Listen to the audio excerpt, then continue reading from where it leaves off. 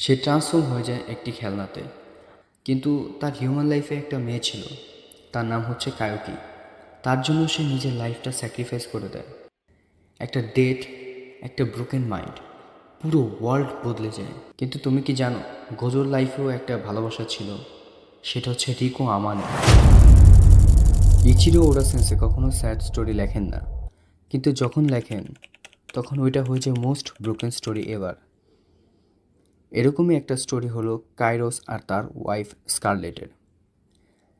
একজন ওয়ারিয়ার যে ভালোবাসার জন্য সব কিছু ছেড়ে দেয়, একটা সিম্পল লাইফ চুজ করে, কিন্তু তারপর একদিন সব কিছু বদলে যায়। সে ট্রান্সফর্ম হয়ে যায় একটি খেলনাতে।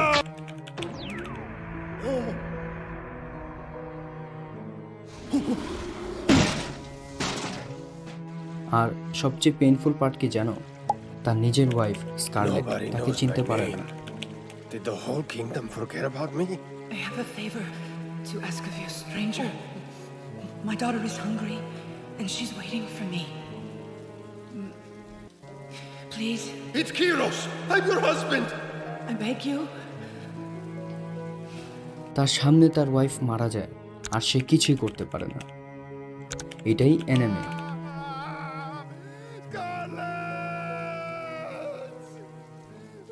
Demon Slayer.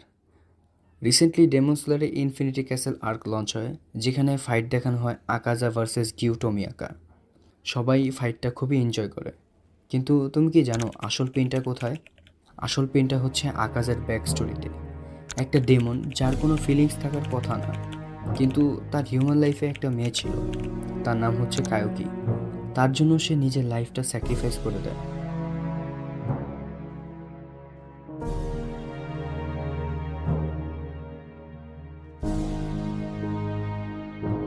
একটা ডেমন তার ভালোবাসাকে ভুলে যায়, কিন্তু তার পেইন সে কখনো ভুলতে পারে না।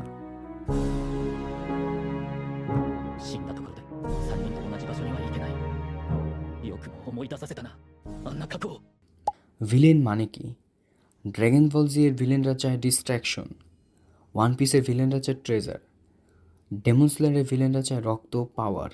কিন্তু এমন একটা অ্যানিমে আছে যেখানে ভিলেনরা পিস চায়। হ্যাঁ, অ্যানিমেটা হচ্ছে নারুটো। এই অ্যানিমে প্রায় পুরোটা একটা ব্রোকেন লাভ স্টোরির উপর দাঁড়িয়ে। অবিতো উচিহা আর রিন্নুহারা, একটা ডেট, একটা ব্রোকেন মাইন্ড, পুরো ওয়ার্ল্ড বদলে যায়। কিন্তু এটা একমাত্র স্টোরি না যেটা কিশিমোটো সেন্সে নারুটো অ্যানিমের ভিতরে ইনক্লুড করেছে। আরও আন্ডাররেটেড স্যাড স্টোরি আছে।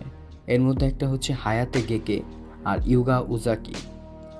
দুজনেই আনবো, দুজনেই জানতো লাইফটা খুবই আনসার্টেন। হায়াতে মারা যায় একটি মিশনের মাধ্যমে, কিন্তু ইউগাও মুভ অন করতে পারে না। সে এখনও একই জায়গায় দাঁড়িয়ে থাকে, সে কখনো তাকে ছাড়তে পারে না। এটা একটা লাভ স্টোরি না, এটা হচ্ছে living with loss. Attack on Titan pure war anime, কিন্তু এখানেও হিডেন লাভ স্টোরি আছে। Marlo Freudenberg. এরুইন স্মিথের সুসাইড চার্জের কথা মনে আছে? 20 টাইটেন পাথর ছুটছে, সবাই মৃত্যুর একদম সামনে। আর মার্লো কি ভাবছে জানো? তার প্রেমিকার কথা। সে ভাবছিল হয়তো ও এখনো ঘুমাচ্ছে। I wonder what Hitch is doing. Knowing her, she's probably still sleeping. Sounds nice. But why am I thinking কিন্তু about রিয়ালিটি, her? হিচ তার জন্য অপেক্ষা করছিল। সে জানতো না মার্লো আর ফিরবে না। টাইমিং, জাস্ট রং টাইমিং। Jujutsu Kaisen. এই অ্যানিমেটা মূলত কার্স এনার্জির সাথে ওয়ার নিয়ে, যেখানে মোস্ট প্রবাবলি সব থেকে পাওয়ারফুল ক্যারেক্টার হচ্ছে গোজো সাতোরু। এমনকি এই অ্যানিমেটাও সবাই গোজো সাতোরুর কারণে চেনে।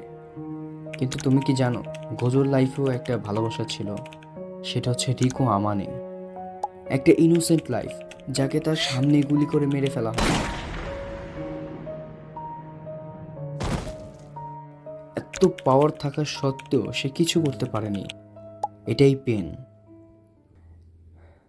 কিছু কারণ আছে যার জন্য অ্যানিমে আমাদের মনে থাকে।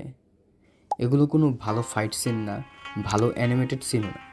এই মোমেন্টগুলো হলো যখন তুমি ক্যারেক্টারদের দেখো না, তুমি তাদেরকে ফিল করো।